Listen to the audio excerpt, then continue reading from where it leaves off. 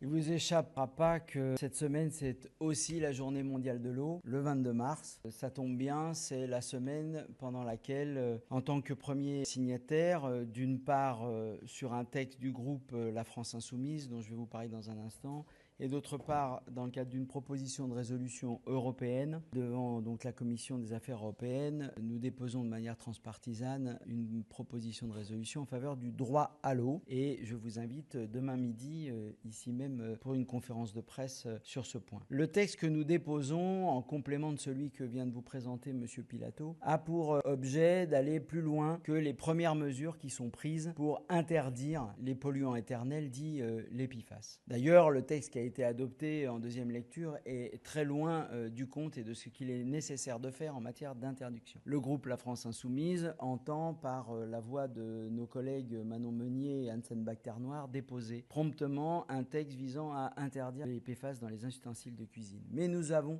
à travailler aussi sur l'interdiction des PFAS dans les cultures destinées à l'alimentation, tellement la pollution est généralisée. Mais il ne suffira pas d'interdire à la source. Il va falloir s'atteler à la destruction des PFAS qui sont aujourd'hui dans la nature, dans l'air, dans les sols et particulièrement dans l'eau. Toute la contamination auquel nous avons à faire face est gigantesque. Et la France n'est pas souveraine en la matière, n'a pas la technicité et la capacité pour faire face à cet enjeu. À l'heure où nous parlons, il n'y a aucune filière française de régénération des charbons actifs, c'est-à-dire que l'industrie chimique, comme l'ensemble des charbons actifs utilisés dans les 33 000 points de captage de l'eau potable du pays, ne peuvent pas être régénérés, c'est-à-dire qu'on ne peut pas en France détruire les PFAS qui sont captés par cette technologie de potabilisation. On nous déclare au début d'une mission d'information que je conduis avec un collègue d'Horizon que ces charbons actifs iraient en Belgique. Nous entendons le vérifier, mais nous entendons aussi par cette proposition de loi faire en sorte que soit donnée naissance à une filière pour les détruire, ces PFAS,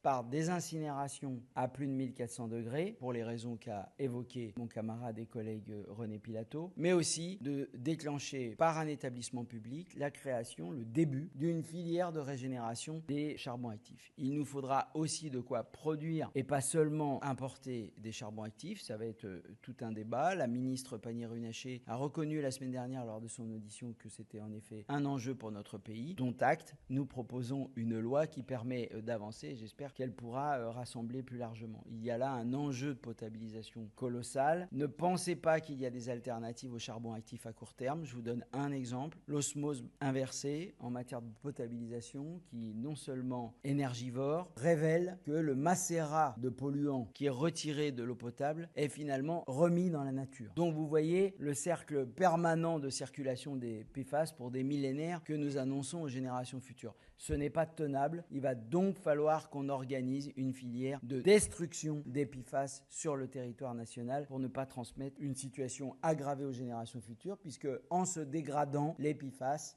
se combinent et génèrent des pollutions infinies et pour un temps indéfini. Donc voilà ce que nous proposons comme premier acte, une PPL qui vise à cette destruction et à la régénération des charbons actifs pour que nous soyons autonomes en la matière.